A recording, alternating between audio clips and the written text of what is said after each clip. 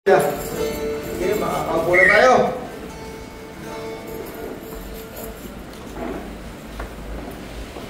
May upo pa rin sa unahan. Sa dalawa, tatlo, apat. Yes. Sino yun nandiyan sa pinakadulo? Taas ang kamay.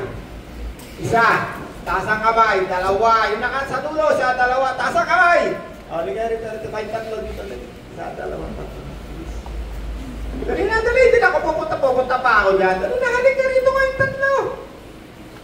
Si Alvin lagi na lang nasa huli eh. Maya mahuli ka na naman ng pulis ka. Hindi na. Bulungan na naman ang pupuntahan mo dyan. Ito ka sa unahan. O, buksan natin ang Bible natin. Yes. John 1:32. Yeah. Tayo natin, basa. Sino may Bible sa inyo? Kaya Sosay, pakibasa. John 1:32. Ganito, patotoo ni Juan, nakita ko ang Espiritu na bumababa na parang isang kalapati na buhat sa langit at nananatili sa kanya. Ay, sabi ni John the Baptist hanggang 33, Kuya Sosay. Hanggang 33. Okay. Hindi ko nga siya kilala noon, ngunit ang nagsugo sa akin upang magbautismo sa tubig, ang siyang nagsabi sa akin, kung kanino mo makita bumababa at manatili ang Espiritu, siya ang magbabautismo sa pamamagitan ng Espiritu Santo. Okay, hold ha. Dahil pa mahilig tayo sa dula eh. Mahilig tayo makinig kasi ako ng radyo nung araw. Nakikinig lagi ako, may dula. Sipin nyo no, sa radyo, parang naiintindihan mo yung nangyayari sa pamamagitan lamang ng dula sa radyo. Ano yung Pachi, no? Yeah. Sa radyo, no? Nung araw, ang mga tao wala naman TV eh. Yes. Sino sa'yo na may TV nung araw? Wala. Kami doon sa probinsya nung araw, kung saan ako pinanganak, madalang na madalang ang taong meron telebisyon sa bahay. Yes. Yeah. Kaya lamang kami nagkaroon ng radyo. Yung radyo, yung telepita. Meron akong kapatid, si Kuya Ado. Eskwela una sa eskwela, eskwela. Pumasok ng sikat, merong project, radyo. Hindi nagkaroon kami radyo. Sa sikat. Napapanurin ko lagi yung mga dula ng araw. Naintindihan mo yung nangyayari, no? Sinasabudan ka na para sa isip mo. Ano na ba siya? Kaya kumisan, mas mainam yung parang meron ka sila sa dula, mas naiintindihan. Yung pinasa ni Kuya Soseng doon, anong verse yan, Kuya Soseng? 32 hanggang 33 ng John 1. Anong sabi ran? No. Ano sabi Kuya Soseng? Pakiulit nga. Sabi rito sa 32, ganito ang patotoo ni Juan. Nakita ko ang ganito ang patotoo ni Juan. Okay, example, ito si John the Baptist, si Juan. Sabi ni Juan. Ano Kuya Soseng? Pakiulit. Nakita ko ang Espiritu. Nakita ni Juan, kasi may sinabi ang Diyos kay Juan eh, ang makita mong bumaba ang Espiritu Santo, siya ang magbabautismo sa Espiritu Santo. Yeah. Okay. Sabi ni John the Baptist, nakita ko ang Espiritu na bumababa. Kunyari si Nanay Pati yung Espiritu ha, Espiritu ng Diyos ha. Yeah. Na bumababa na parang. Ikaw naman kumara, ikaw si Jesus. Kasi nakita ni Juan yung pangyayari. Dali mo yung upuan mo dito. Ay hindi, wag na. Halika dito ba? Sabi ng Diyos kay Juan, ang makita mo kung kanino bumaba ang Espiritu Santo, siya ang magbabautismo sa Espiritu Santo. Okay, ito ano sabi ni Juan?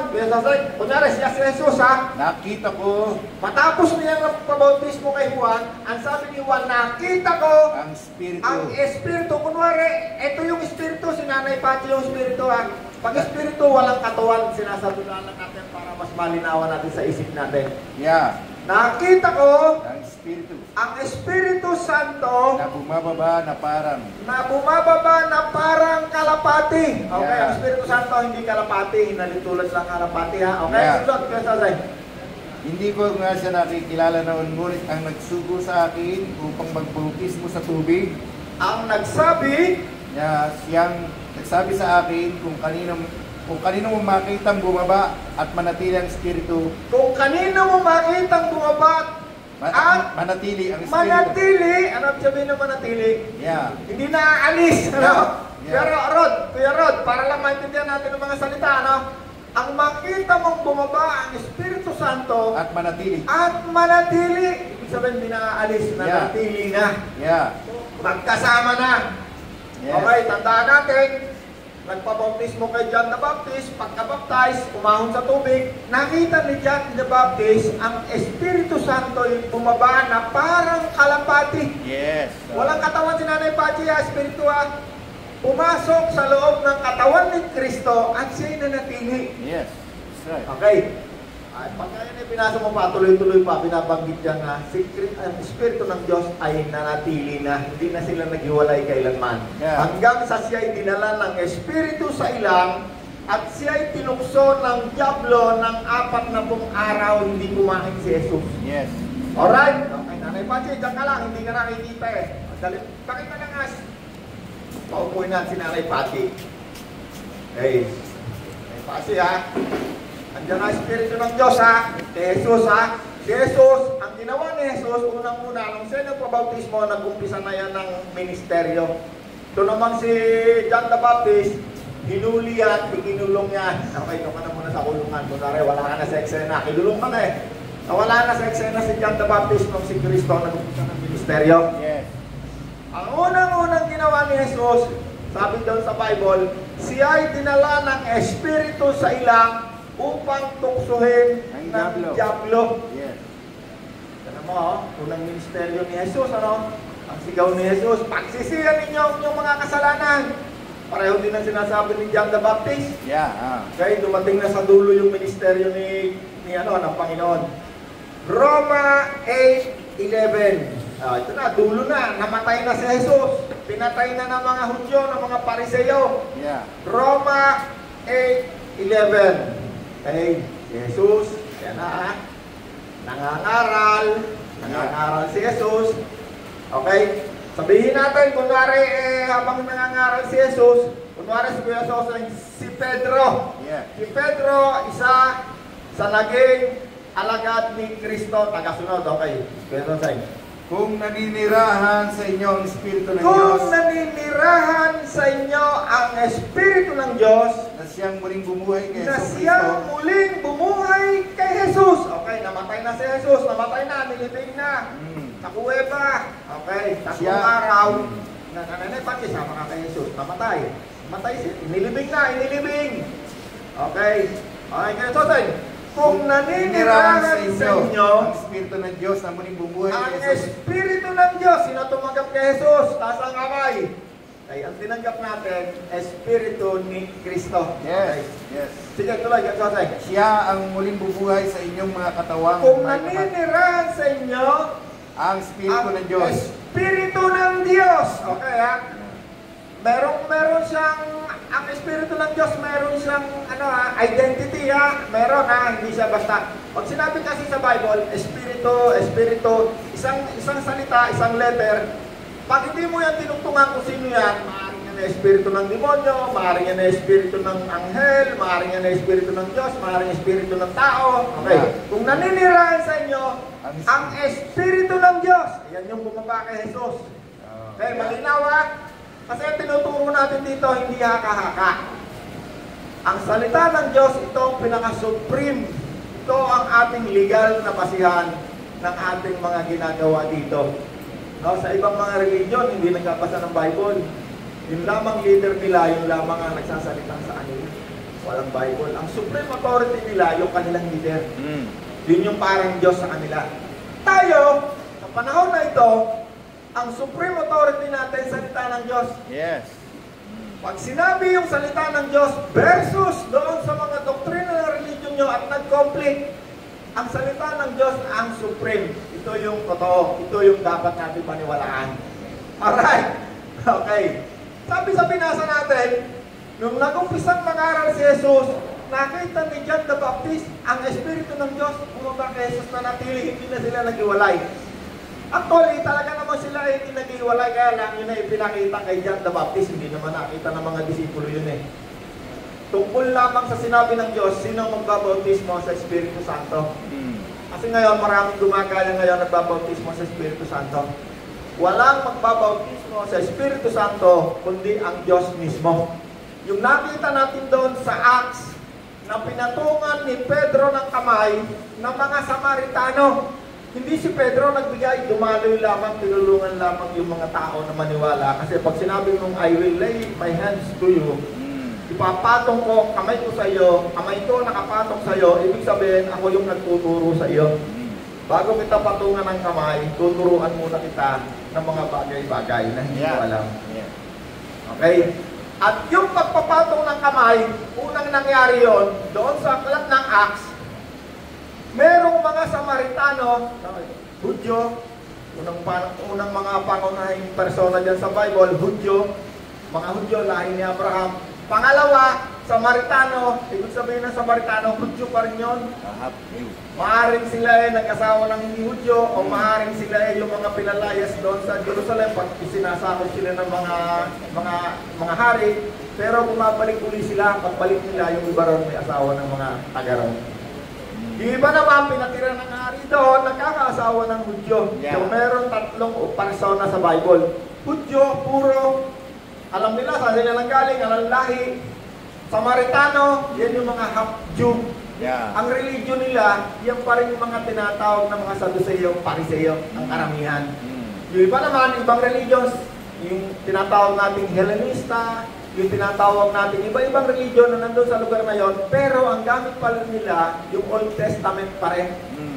Yung mga extreme na mga Hudyo, hindi nakikisalamuha sa mga Samaritano. Pero yung karamihan, nakikisalamuha pa rin kasi Hudyo pa rin sila.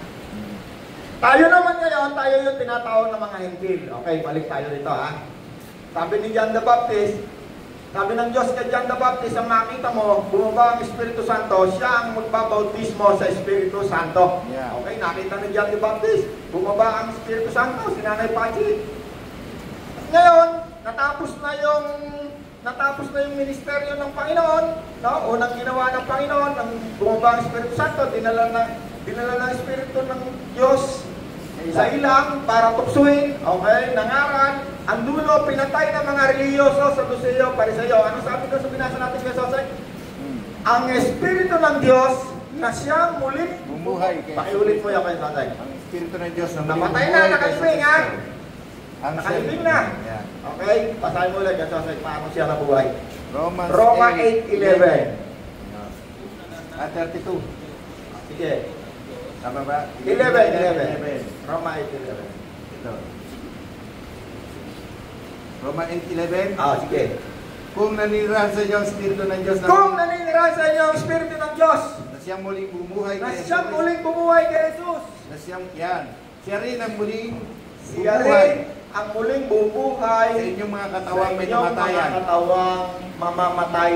Pamamagitan. Sino sa inyo hindi mamamatay sa pamamagitan din Na kanyang Espiritong naninirahan sa inyo. ng Espiritong naninirahan sa inyo. Sino tumanggap kay Kristo? Amen. Lahat tayo mamamatay pa rin. Pero katulad ni Kristo, ang Diyos na muling bumuhay sa katawan ni Kristo, ang Espiritu ng Diyos na bumuhay sa katawan ni Kristo, yun din ang Espiritong bubuhay sa ating mga katawang mamamatay. Yes. Okay, hindi religion ano to ha, hindi to doktrina ha. Bible itong ating binabasa. Yes. Kaya pag binasa mo yung Bible, kung minsan marami kang doktrina masasagasaan, mag-iiba. Alright, okay. Nangaral na si Jesus. Umakyat na sa langit si Jesus. Okay, si Jesus nasa langit na. Yung katawan na. Okay, Nanay Pachi, dito na kayo sa langit. Umupo. Nanay Pachi, dito ka. Kuha ka na sa pansilya. Umupo sa kanan ng Diyos sa langit. Nasaan ngayon si Jesus? Nasa langit. Yung kanyang katawan, dala-dala niya nakaupo sa kanan ng Diyos. Seat of power. Si Nanay Pachi, ang Diyos, walang katawan. Ang Diyos sa Espiritu, Genesis to Revelation. Umupo sa kanan ng Diyos, hindi physical na umupo. Although yung katawan ni Jesus na muling binuhay, physical lang doon. Si Nanay Pachi, Espiritu, representing lang yung umupo kasi seat of power. Sabi ni Jesus, nung siya yung makit sa langit, ibinigay na sa akin ng lahat ng kapangyarihan sa langit. At dito sa lupa, kaya humayo kayong mangaral. Okay, dumating na itong unang pinangaralan, isa sa mga alagad, Pastor Ije, nangaral, isa sa mga alagad, pagsisiyan, talikuran na yung mga kasalanan. Okay, tumanggap, halika ikaw, dali mo ang puwan mo. Kayong tatlo. Representing uli. Nangaral. Nangaral. Kayong tatlo uli. Kayong tatlo. Halika, halika. Katawan. Kaluluwa. Espiritu. Katawan. Kaluluwa. Espiritu. Isang tao lang ha. Kasi andyan yung verse natin. Katawan, kaluluwa, isa lang kayo, isang ngaral lang. Katawan, kaluluwa, espiritu, isang tao lang, isang tao lang. Nangaral, pagsisihan ninyo, talikuran ang inyong mga kasalanan, at gawin ninyong Panginoon si Jesus. Okay, katawan, kaluluwa, espiritu, katawan, laman, kaluluwa, espiritu. Itong isa, tumanggap kay Kristo, ang tinanggap niya ay hindi katawan ni Kristo. Espiritu ni Kristo. Amen. Okay. Reggie. Ikaw, espiritu ka ni Kristo. Ayun yung katawan ni Kristo, ha? Ito, tumanggap na rin kay Kristo. Mayroon din niyang katawan, kaluluwa, espiritu, inalok si Kristo. Itong isa, nagsisi, tumanggap si Kristo, nakipag-isa kay Kristo. Okay. Magkasama kayo, espiritu, magkasama, nasa loob ng katawan. Itong isa, hindi tumanggap, ha? Nangaral. Okay. Punta na ngayon tayo dito. Efeso 2. Yes, okay, paibasa mo. Efeso 2. Daan-daan lang. Ayan na ngayon yung ating babasahin para mas naunawa natin. Yung dalawa na yan, kahit tayong lahat, nandiyan dyan tayo. Kasi hentil tayo eh. Nasa bagong panahon na tayo ngayon. Nasa bagong tipan. Pag wala ka rito, eto ka. Pag ikaw ay tumanggap kay Kristo, ayun si Kristo, kasama na niya si Kristo. Kung hindi ka naman tumanggap kay Kristo, hindi ka tumanggap kay Kristo, wala si Kristo. Anong meron ng taong ito? Ang taong ito ay dinaya ang kanyang isip ng espiritong naghahari sa daigdig na ito. Dito mo kang espiritong kagandahan. Ikaw. Eto, espiritu dito ha. Pero siya yung espiritong dumaya sa isip ng mga taong ayaw sumampalataya kay Kristo. Espiritu din siya ha, nandiyan din siya. Andito, pero dito, dati siya, andito rin siya. Pero nung siya ay nakipag-isa na kay Kristo, hindi na siya madaya. Ito na lang isang hindi tumanggap kay Kristo, ang nadadaya ng Diyos ng kasamaan. Diyos, Jose. Yeah. Efeso chapter 2. Sige, hanggang ano yan, sige, Diyos, Jose. Hanggang 3. Noong una'y patay kayo dahil sa inyong mga pagsuway at mga kasalanan. Diyos, Jose, hindi lang ha. Noong una, wala pa si Kristo, layo mo na. Tayong lahat, ang nandoon, ito rin, yung espiritong tumataya sa isip ng mga tao ngayon sumampalataya. Ayan, nandiyan ka lang sa gitna, parang nandiyan ka sa dalawa. Noong una, tayong lahat, okay, kaya sabi ko, lahat tayo nandyan. Tingnan nyo na lang kung nasaan kayo dyan. Noong una'y patay kayo dahil sa inyong mga pagsuway at mga kasalanan. Patay tayo dahil sa ating mga pagsuway. Wala pa si Kristo ha, hindi pa nangangaral si Pastor Ingay. Noong una, tayo'y patay. Ang tinutukoy ng patay, yung ating espiritu. Yes. Sabi na patay, hindi nakikipag-ugnayan sa Diyos. Patay. Hindi physical na patay ha. Kasi pag pinasa natin ng Bible, tapos hindi natin nakuha sa isip natin na espiritual lang sinasabi, hindi mo maintindihan. Paano ka mamatay? Buhay nga tayo. Physical na buhay. Noong una, spiritually dead. Yeah. tayong lahat ay patay nung wala pa si Kristo. Ngunit, okay, tuloy natin. Noong una'y pangapatay tayo dahil sa inyong mga pagsuway at mga kasalanan. Mga kasalanan? Sinunod ninyo noon ang masamang takbo ng sinunod mundong ito. natin lahat ang masamang takbo ng pag-iisip natin, pati si Pastor EJ nung wala pa si Kristo. Nanonood yan ng ball, nanonood yan ng ano-anong mga kalaswan ang ginagawa natin lahat. Nakikipag-asawa yan sa pag may pera, pupunta sa prostitute yan. Lahat, manloloko yan, mandurugas. Dahil sa kasalanan, sabi ni Apostol Pablo, dati tayo patay. Spiritual, patay. Hindi gumagana, hindi nakikipag-ugnayan, hindi nakikipag-usap sa Diyos. Okay, tuloy. Sinunod ninyo ang masamang takbo ng mundong ito at napailalim kayo sa pinuno ng mga kapangyarihan sa ipapawid. Ang espiritong naghahari sa mga taong ayaw pasakop sa Diyos. Okay, nung una, andyan tayo lahat tayo pinaghaharian ng espiritu naghahari sa mundong ito. Ang Diyos ng kasamaan ang tawag dyan. Okay, so sa inyo, Okay? Sige, tuloy pa. Ang totoo, tayong lahat ay dati ring namumuhay ayon sa pagnanasa ng ating laman. Alright, kaya sinabi ko, pati si Pastor Ricky, pati si Kuya Sosay. Yeah. Ang totoo, sabi niya Apostol Pablo, nung wala si Kristo, Tayong lahat. pati asawa ko, walang Yeah. excuse. Wala ay dati ring Ay namumuhay dating namumuhay ayon sa pagnanasa ng laman. ayon sa pagnanasa ng laman. At sumusunod sa mga hilig Good ng Lord, katawan. Kuya Sosay, kaya meron na ngayong dalawang buhay ha. Ang mga taong wala si Kristo, sinusunod natin ang pagnanasa ng ating katawang laman. Pero nung tumanggap kay Kristo, itong isa na to, hindi na. Bakit? Nagkaroon siya ng bagong buhay. Ang tawag, bagong buhay sa Espiritu. Yes. Okay. Itong isa, tuloy-tuloy pa rin kasi hindi tumanggap eh. O sige, tuloy mo kayo sa lalis ka muna ulit. Okay.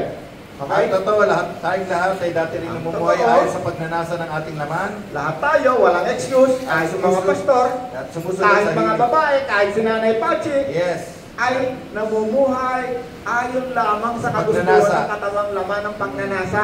Ang Yeah. unang pagnanasa ng katawan na yan, pag dumating na sa adolescence niyan, may pagnanasa na sa sex yan. Yeah, that's right. Pag dumating na sa adolescence yan, nangangarap na yan, gusto na niya yung malaking bahay, yung mga ginto, yung kapangyarihan, yung Yeah. dangal, yan.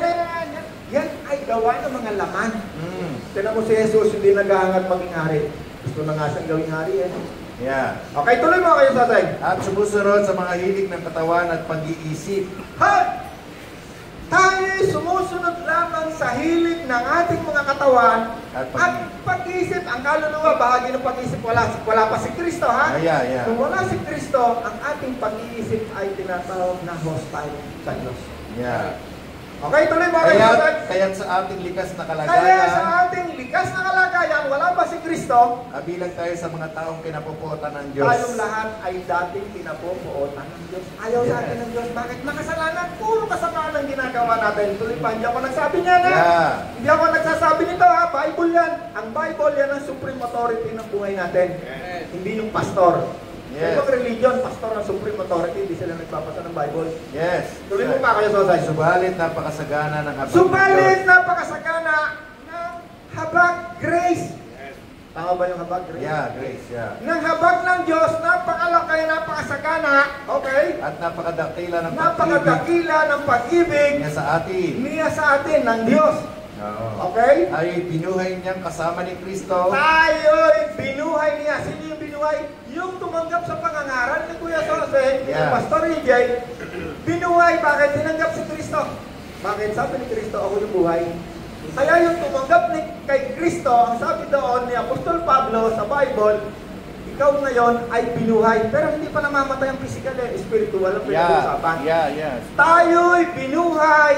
Yang- Tuloy, tuloy. Tayo binuhay niya kasama ni Kristo nung tayo'y mga patay pa dahil sa ating pagsuway. Tayo'y binuhay niya kasama ni Kristo nung ikaw ay namumuhay pa sa pagsuway. Yes. Yeah. Okay, tuloy pa. Naligtas nga kayo dahil sa kanyang kagandahang loob. Ikaw ay naligtas dahil sa kagandahang loob ng Diyos. Grace, awa, habag. Okay, tuloy. Dahil sa ating pakikipag-isa kay Kristo Jesus. Dahil sa iyong pakikipag-isa kay Kristo Jesus na Espiritu. Hindi ikaw ang sinasabi ha. Kasi Yeah. ikaw ay nanatili doon sa...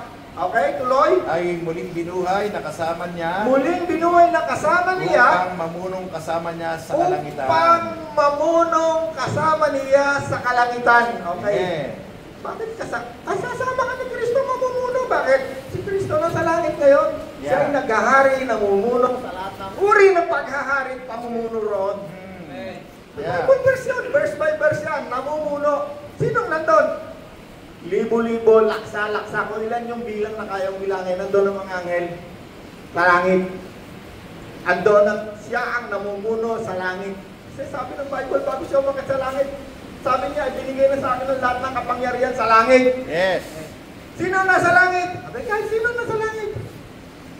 Eh yung Diyos may pinamumunuan ng Diyos. Ibinigay ng Diyos ang pamumuno kay Jesus. Si Jesus ang larawan ng Diyos na maaari nating makilala tungkol sa Diyos. Hindi Yes. natin makikilala ang Diyos, hindi Yeah, lang sa yeah. pamamagitan ni Jesus. Mm. Okay, tuloy mo pa kayo sa akin? Dito na sa 8, sapagkat dahil sa kagandahang loob ng Diyos, kayo ay naligtas sa pamamagitan ng pananampalataya. Naligtas dahil kay Jesus, ikaw ay naging mananampalataya, nagkaroon ka ng faith. Ang tawag sa iyo ay mananampalataya ni Kristo. Kaya sinabi sa ibang verse ng Bible, we are saved by grace through faith. Naligtas sa pamamagitan ng awa ng Diyos dahil sa ating pananampalataya. Okay, tuloy. At ito'y kaloob ng Diyos at hindi mula sa inyong sarili. Kaloob ng Diyos, hindi mula sa kanyang sarili, kaya wala tayong maipagmamalaki sa Diyos. Ang kaligtasan natin, wala tayong maipagmamalaki. Amen. Wala tayong ginawa kundi tumanggap, nakarinig ng mabuting balita, nangaral. Walang mangangaral kung hindi susuko. Palakpakan natin. Yes, Lord. Yes, Lord. Nangaral si Gusto Miguel, Kuya Soseng, ako, at lahat ng mga nangangaral nagbabahagi ng salita ng Diyos. Walang mananampalataya kung hindi makakarinig ng magandang balita. Yes. At nung siya nakarinig, siya ay sumampalataya, tinanggap si Kristo, nagsisi. Okay, tuloy pa kayo, Soseng. Yeah. Tuloy mo pa. Hindi ito bunga ng inyong mga gawa, kaya Hindi ang bunga ng iyong ginawa na mabuti o masama o ano pa man, kaya ka naligtas. Kaya walang may pagmamalaki ang sino man. Wala kang may pagmamalaki tungkol sa iyong kaligtasan. Kung tayo man ay ligtas ngayon, ito'y gawa ng Diyos. Tayo ligtas ngayon dahil sa Diyos At sa pakikipag-isa natin kay Kristo. at sa pakikipag-isa natin kay Kristo. At tayo, at ilikha niya tayo para sa mabubuting gawa. At tayo ay nilikha ng Diyos hindi para kasamaan. Yes. Sa daigdig, ano raw, para tayo gumawa ng mabuti. Yeah. Dahil yung Espiritu yan, tinatawag natin yan malimit, holy, banal na Espiritu. Tuloy mo pa kayo, Sosay. Yan. Kay Kristo, sorry, Aldo. Inihanda ng Diyos para sa mabubuting gawa na ihinanda niya sa atin ng una pa man. Okay, tuloy mo pa kayo, Sosay. Sa 11 So, na tayo. meron palang inihanda sa atin, ha? Ano yun? Gumawa ng mabuti. Yun ang inihanda ng Diyos sa atin nung una pa man, nung simulang-simula pa. Merong inihanda sa ating bagay na gagawain natin. Ano yun? Gumawa ng mabuti. Mabuting gawa. Yeah. Okay, tuloy pa. Kaya't alalahanin ninyo ang dati ninyong kalagayan. Kaya alalahanin mo ang dati nating kalagayan. Alalahanin mo. Kayo pinanganak ng mga hentil at tituli, ang tawag na sa inyo ng mga Hudyo. Tayo'y mga ipinanganak ng mga hintil, makasalanan, mga isinumpa. Ang tawag sa atin ng mga Hudyo Ay tituli. ay hindi tuli. Talaga naman, nagpatuloy lang tayo. O sige. Noong panahon yun. Okay, ang tuloy na pinag-uusapan dyan, yung ginagawa natin. Yeah. Yung teenager tayo, yung binibiyak. Okay. Noong panahon yun, hiwalay kayo kay Kristo. Noong panahon na wala si Kristo, iwalay tayo kay Kristo. Hindi kabilang sa bayang Israel. Hindi tayo kabilang sa bayang Israel. O, tingnan nyo maigi ha. Kaya napakaganda niya, no? Titingnan natin paano tayo nagkaroon ng ugnayan sa mga Israelita. Tuloy mo. At hindi saklaw ng tipan na nababatay sa pangako ng Diyos. Dati tayo mga hentil, hindi tayo saklaw sa mga pangako ng Diyos doon sa unang tipan. Lahat tayong hentil. Okay, tuloy. Nooy nabubuhay kayo sa mundo na walang pag-asa. Noong sa unang tipan tayo ay nabubuhay sa mundong ito, wala tayong pag-asa, mga sinumpa nga kausa, mga kasalanan eh. At walang Diyos. At wala tayong Diyos. Ngunit Meron lamang religion ng karamihan, pero wala talagang Diyos na tunay na pinag-uusapan natin ngayon. Okay, Yes. tuloy. Ngunit ngayon, dahil sa inyong pakikipag-isa kay Kristo Ngunit Jesus. ngayon, sino tumanggap kay Kristo? Taas ang kamay. Dahil sa inyong Okay, pakikipag-isa tignan natin ha. Ito yung sinasabi, kung ito kayo, ako, andito ako. 100%. Kaya kung ikaw kayo, pakinig kayo kasi andito tayo. Tayo lahat. Ito yung halimbawa natin. Hindi ko na lang nilahat kasi dadami tayo.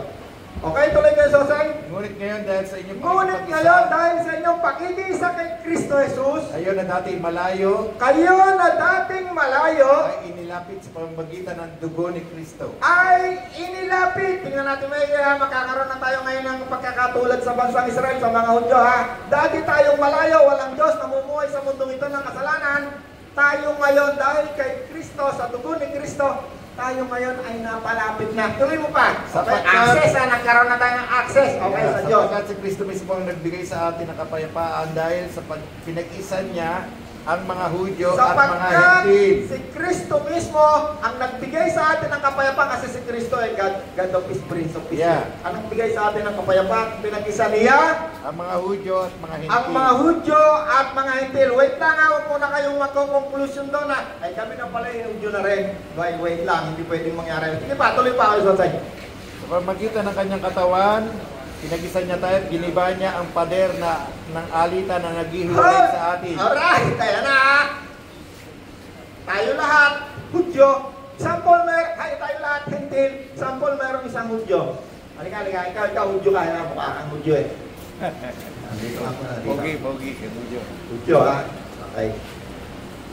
Hudyo na andon sa law, tayo wala. Malapit sila sa Diyos. Ngayon nilapit na tayo dahil kay Kristo. Yeah. Kung maalala nyo, nung si Kristo ay namatay, yung harang doon sa Holy of Holy, meron yung harang eh. Ang mga tao dito lang sa labas.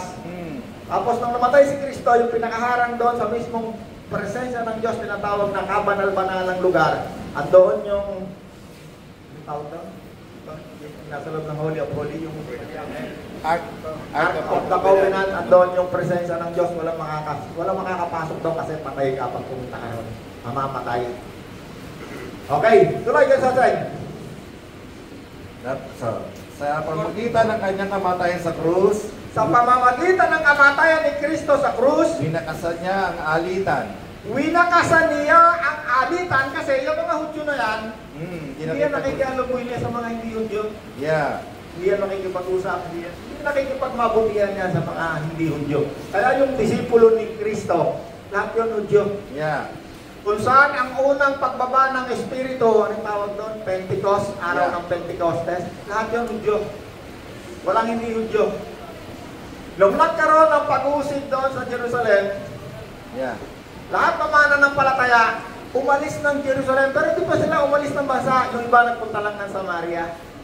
Sa Samaria, doon nagkaroon ng unang pangangaral sa mga Samaritano. Okay? Hudyo pa rin! Andun pa rin sa Israel. Tayo hentil, wala tayo sa Israel. Tayo yung wala sa bansang Israel. Tayo yung Gentile. Okay? Merong pagkakaiba yung mga Hudyo. Bakit? Ang Hudyo, yan ang mga piniling tao ng Diyos. Yan mga Israelita na yan, yan sila yung pinili. Kaya maraming tao pinapatay every year, kay Germany, kay Hitler, 6 na milyon. Kasi itong mga Hudyo na to, kahit saan magpunta yan, yung mayaman, nagiging kanang kamay yan ng mga emperor, ng mga presidente, ng mga namumuno. Sila yung talagang pangunahin, sila yung nakakatuklas ng mga atomic bomb, ng mga kuryente, ng mga technology na hindi natin nalalaman. Sila yung pinagkakalooban ng Diyos. Okay?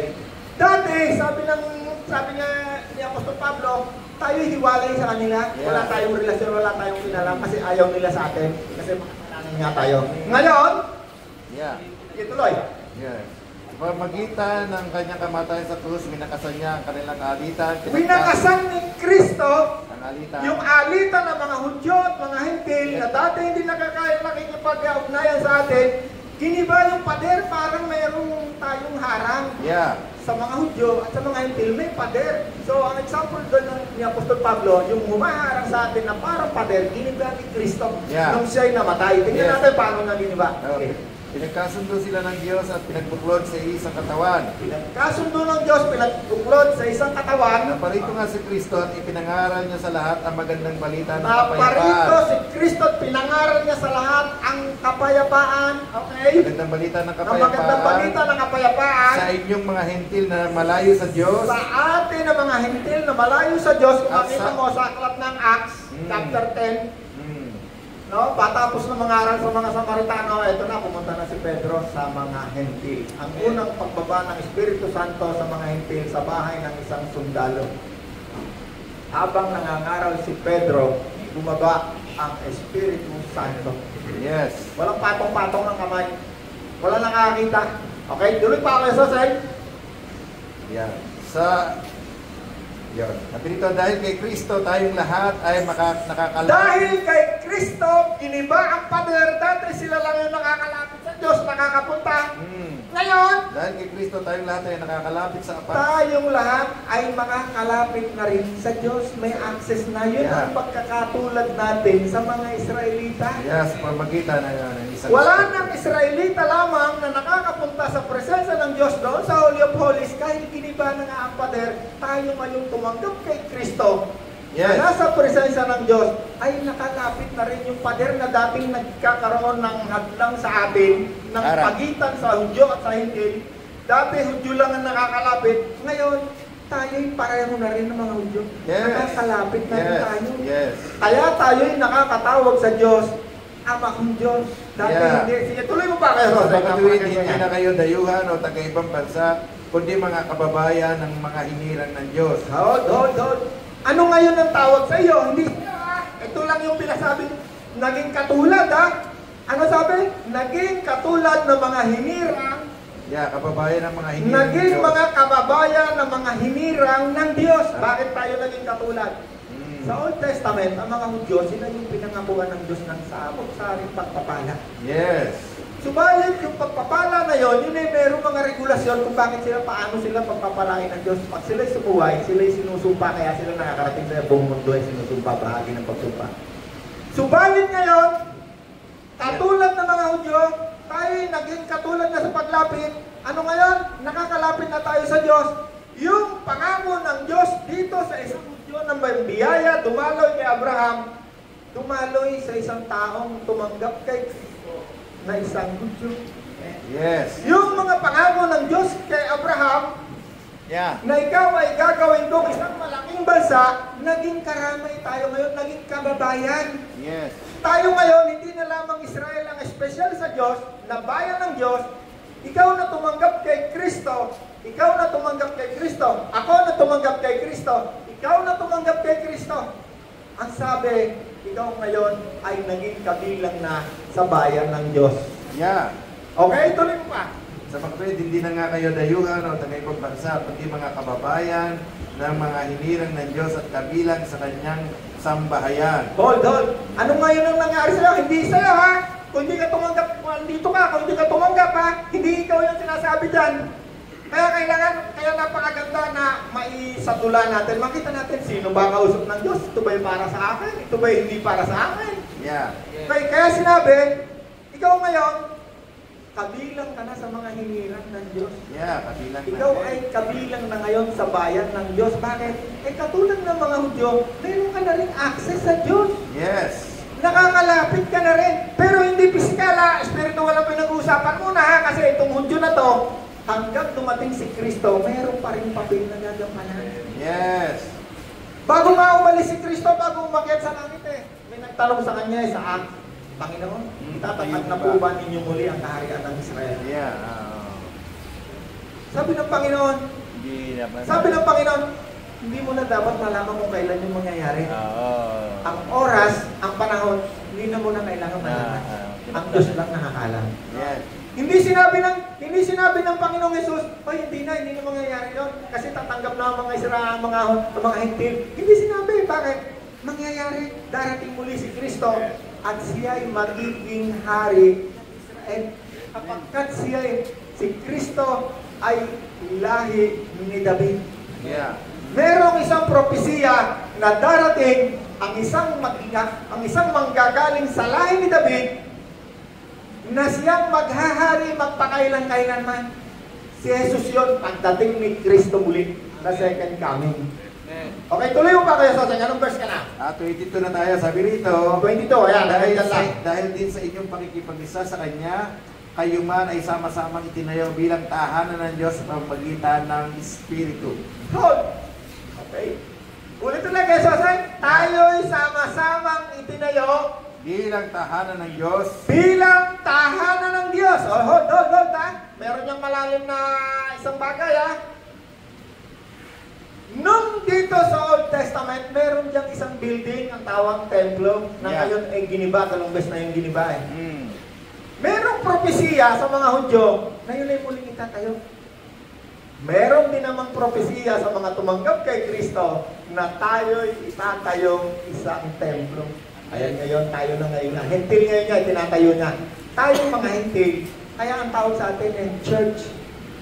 Ang church, iglesia, yan ay katawan ni Kristo na mga taong tumanggap kay Kristo. Tayo'y nagiging isang templo, nagiging isang gusali tayo ngayon na ang ating pundasyon na bayan ay walang iba kundi si Kristo.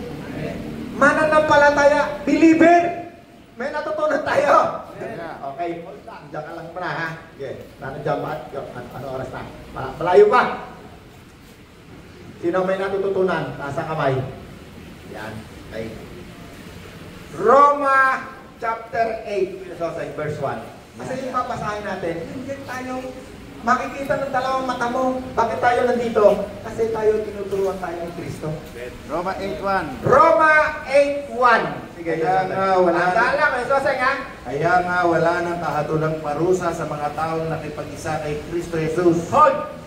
Kaya nga, Wala ng sabi nga po kahatulang. ng Pablo, wala nang kahatulang parusa sa iyo lang yan Sa mga taong dito sa mga taong nakipag-isa nakipag-isa na kay Kristo ang Jesus. Espiritu kay Jesus.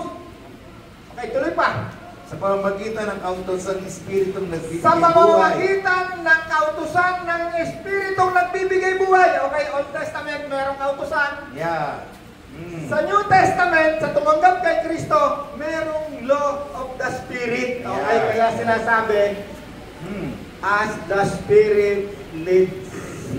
Yes. Alright, naintindihan natin Tuloy ko sa atin. Sa pamamagitan ng kautosan ng Espiritong nagbibigay buhay. Sa pamamagitan ng kautusan ng Espiritu nagbibigay buhay. Bakit? Yung Espiritu yan, nag-uutos ngayon yan dito, nagsasalita. Kaya nga sinabi, wag mong pipigatiin ang kalooban ng Espiritu Santo. Kasi dati tayo, nung wala si Kristo, ang sinusunod natin kung ano yung gusto ng laman natin. Yeah. Lalong-lalo na yung manood tayo ng mga bold. Naku, pati sarap-sarap talagang pipigilin mo yung katawan mo niya. Bakit? Desire yan. Pero yan, desire yan ng lahat. Laman. Kahit tumanggap ka kay Kristo, desire yan ng laman. Pero ang tawag dyan, evil desire. Yeah. Dahil nung dumating na si Kristo, may utos na. Huwag kang makikipagtalik sa hindi mo asawa. Yes. At isa lang, utos ni Kristo. Maraming utos si Kristo actually. Pag ayaw mo, pag gagawin sa'yo, pag ayaw mo yung gagawin sa'yo ng katabi mo, huwag mong gagawin sa kanya. Law of the Spirit. Law of Christ. No? Hindi yan patas ng Hudyo. Sa Hudyo, marami rekulitos. Law of the Spirit.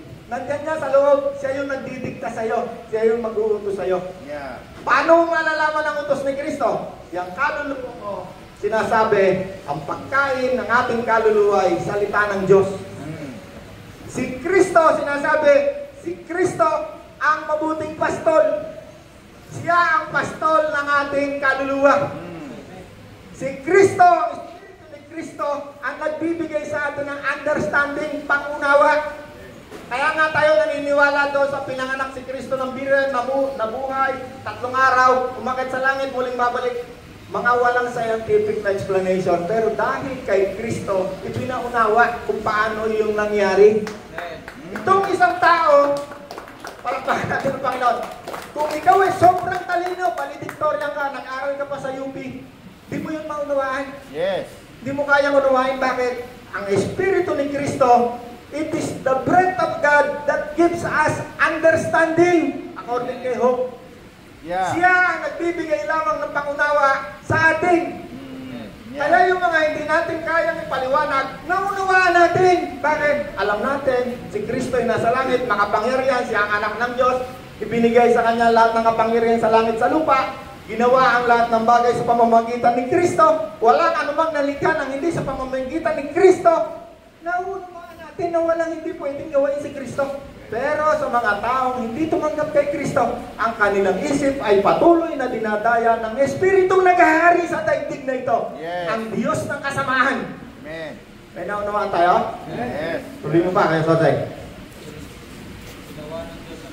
Yan, dito muna tayo. Sabi dito, dahil sa pakikisa natin kay Kristo Jesus, pinalaya na ako mula sa kautusan ng kasalanan at kamatayan. Dahil sa pakikisa natin kay Kristo Jesus, maging isa ka mang Hudyo Yeah. o maging isa ka mang Hentil. Pinalaya. Ano sabi? Ikaw ay pinalaya na ngayon Mula sa kautusan ng kasalanan at kamatayan. mula sa kautusan doon sa Old Testament, sa kautusan ng kasalanan na nagdudulot ng kamatayan, Yeah. or tapos, not, Ginawa ng Diyos ang hindi kayang gawin ng kautusan dahil sa kahinaan ng tao. ginawa ng Diyos ang hindi kayang gawain ng kautusan sa mga Hudyo dahil sa kahinaan ng mga tao.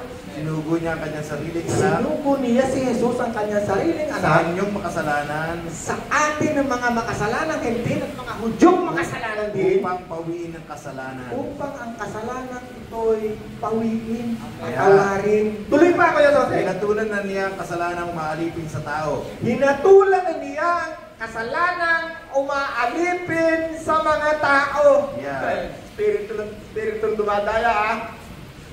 Merong sinabi dyan eh. Ginawa niya ito. Oo, kaya sa inyo lang. Merong sinabi sa Bible na kapag naunawaan mo na si Jesus na ang Panginoon mo, sinabi ang Panginoon eh, hinatulan ko na ang Diyos ng kasalanan, ng kasamaan. Yeah. Hinatulan na ni Jesus. Itong kasamaan ng Espiritu ng kasamaan na to, na dating umaakyat sa langit, sa trono ng Diyos, nung si Jesus ay umakyat doon, bago pa lang siya umakyat. Sabi niya, nakita ko si Satanas, parang kidlat na nahulog mula. Yeah, Lucas. Ang unang-unang ginawa ni Jesus, hinatulan na niya, judge na. Na-judge na. Merong verse na Jesus sa kapalinaw eh. Na-judge na niya yung Diyos ng kasamaan. Yun ang unang-unang ipapaunawa sa isang tao. Yeah. Tumanggap kay Kristo. Wala nang kapangyarihan sa iyo, sa akin, sa iyo, sa akin, ang Diyos ng kasamaan, ang Espiritong naghahari sa mundong ito, wala na nga yung kapangyarihan sa atin.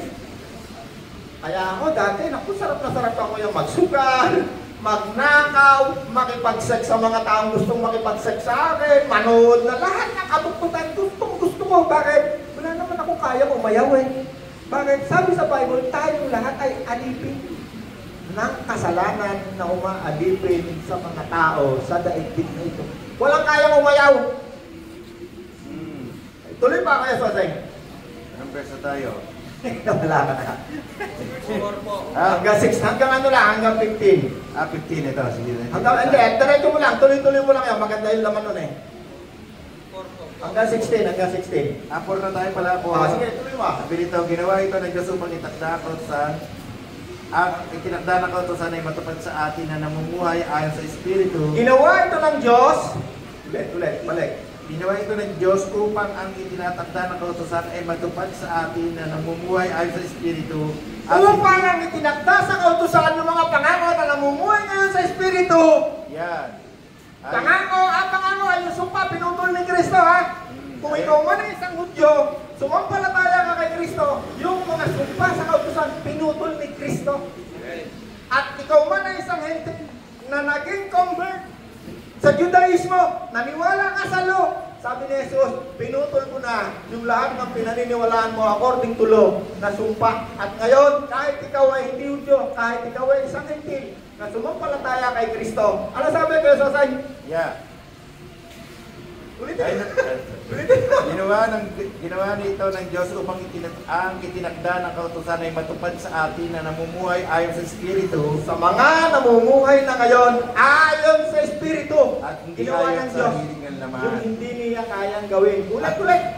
At hindi ayon sa hilig ng laman. Ginawa ito ng Diyos upang ang itinakda ng kautusan ay matupad sa atin na namumuhay ayon sa Espiritu. namumuhay ayon sa Espiritu, life in the Spirit. Ikaw ngayon, namumuhay ka sa Espiritu. At hindi ayon sa At hiling ng hindi ayon sa hiling ng laman ng isang taong hindi tumanggap kay Kristo, patuloy mamumuhay lamang Ito yan ba, sa Brad? gusto ng laman. Ang- Tuloy mo lang kayo sa tayo, huwag mo lang tawa. Tuloy mo lang. Ang namumuhay ayon sa hiling ng laman Ang namumuhay ayon sa hiling ng laman ay walang pinahahalagahan kundi ang mga bagay ukol sa laman. O kung ikaw yan, hindi ko sinasabi, hindi ko alam kung sino tumanggap kay Kristo, kung sino hindi. Ang patunay lang na ikaw ay tumanggap kay Kristo, yung tatak sa isang taong tumanggap kay Kristo na hindi nakikita kasama mo. Yeah. Kasama mo mismo si Kristo. Ngunit ang kasama mo namumuhay, mismo ang Diyos. Ngunit, ang namumuhay ayon sa Espiritu ay ang nagpapahalaga namumuhay ayon sa Espiritu ay nagpapahalaga sa mga bagay ay na espiritual. nagpapahalaga ngayon sa mga bagay na katulad ng ginagawa natin. Espiritual. Yes. Kaya merong Sunday, merong Bible, merong panalangin. Bakit? Yan ngayon ang magiging buhay mo. Nung dati, wala panalangin, nakaluhod tayo lang sa ribulto, kanatan yun ng Diyos. Ngayon, nagkaroon na tayo ngayon ng tamang ugnayan dahil sa law, dahil sa dikta ng Espiritu Santo Yeah. ito sa atin ngayon. Ang pagsunod sa hilig ng laman Ang ay pagsunod sa hilig ng laman, naghahatid sa kamatayan. ito ay maghahatid sa kamatayan, impyerno. Iyon Ngunit- tinatawag na kamatayang pisikal at kamatayang espiritual. Dalawa yun. Ngunit ang pagsunod sa ang Espiritu sunod sa espiritu na ay kasama nagdudulot mo, ng buhay at kapayapaan. ito ang magdudulot sa iyo ng kapayapaan at ng buhay. Sino sa inyo may gusto ng kapayapaan? Okay. Yan ang dulot ng espiritu. Sino sa inyo may gusto ng pangako ni Kristo? Buhay na masagana, masaya. Yan ang pangako ni Kristo. Yes. At kapag nangako ang Diyos, nangako si Kristo, palagay nyo sinungaling si Kristo? Hindi! Yeah. Yeah, that's right. Tuloy yung pakay sa tayo. 7.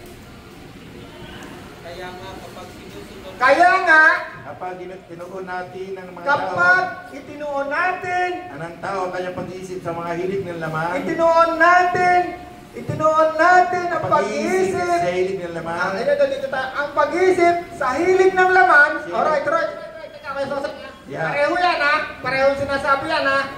Okay, maaaring yan dito na yan sa Kristiyano. Kapag itinuon mo ang iyong pag-iisip sa mga hilig ng laman. sa hilig ng dating ginagawa ng iyong laman, kaya maraming Kristiyano, minsan nakakatalo pa rin kasi hindi niya mapigil yung katawan eh. Yeah. Lalong-lalo na yung mga baguhan. Kaya nga, okay, tayo na yan ha. Kristiyano, tumanggap kay Kristo, taas ang kamay. Yeah, kapag Tayo to ha. Kaya nga, kapag itinuon natin ang ating pag-iisip, Sa mga kaya hilig sinabi na ko yung katawan na yan, mayroong kaluluwa, may espiritu eh. Itong isip, yung isip na yan, nung wala si Kristo, natural yan, kung ano yung gusto ng laman, yan ang gagawin ng katawang laman. Kasi ang isip, yan ang nagpapagalaw. Yeah. Nung wala si Kristo, may espiritu, pero hindi gumagana, nandyan lang sa loob. Hindi gumagana, hindi nakikipag-ugnayan. Pero may espiritu, kasi lahat ng tao nilalang ng Diyos, may espiritu. Genesis pa lang. Lahat ng tao nagmula kay Adan, may espiritu. Kaya lang, kaya pangalang nawalay na yung karamihan, namatay. Kaya nga winasak na panahon ni Noe. Yeah. Okay.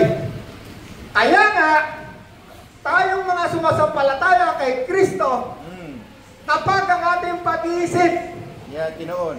ay tinuon mo sa dating ginagawa natin sa ating laman. Kaya nga minsan nabubuklan natin yung cellphone natin eh. Kasi hinihila yung laman natin. Gusto ng laman. Yang dangal, gusto ng laman. Kaya nga si Pastor Angel, gusto niya maging presidente. Kasi meron niyang desire, yung ating physical na katawan ng laman, meron niyang desire ng dangal, yung honor, pera, Yes. babae, at lahat ng magaganda para sa kanyang katawang laman. Yes. Magandang asawa, magandang babae. At isip na yan, kapag yan ay hindi kumain ng salita ng Diyos, ito yung espiritu, ito yung espiritu ni Kristo, isa na lang sila, hindi na sila mabilang kasi nakipag-isa na. Yung isip na yan, kapag yan ay bumabasa ng salita ng Diyos, kaya sinasabi ang salita ng Diyos ang pagkain ng aking kaluluwa. Yung isip na yan, yan ang minomolde ng Diyos. Yes. Yan ang nilililok ng Diyos kasi dati sumama ang itsura niya, naging Yeah. masama. Amen. Yeah. Ang isip na yan, na katawang laman, katawang kaluluwa at espiritu, itong isip na to, dating naging masama ang figura. Hanggang dumating si Kristo, itong ngayon ay kanyang binabago ng binabago hanggang sa sila ni Kristo di maging magkaamukan. Yes. Right. Hanapin ng Diyos. Pero habang nandiyan ka sa proseso, yung laman na yan, meron pa yan hanggang ngayon tinatawag na sinful nature. Yes. Na namanan natin doon sa unang tao na si Adan na humiwalay sa Diyos. Kaya kailangan itong palitan. Yes. Sabi ng Bible, hanggang hindi napapalitan ng iyong katawan, ng katawang hindi na mamamatay, glorified, pagbalik ni Kristo, mangyayari yan. Kasalubong ka. Kasalubong ka. Kasalubong ka ni Kristo. Pero bago kasalubungin, sabi ng Apostol Pablo, isang hiwaga ang mangyayari sa isang mata. Yung mga hiwaga, hindi yan naunawaan na marunong. Gaano karunong yan, hindi niya maunawaan na kasi ang walang dyan na Espiritu ni Kristo.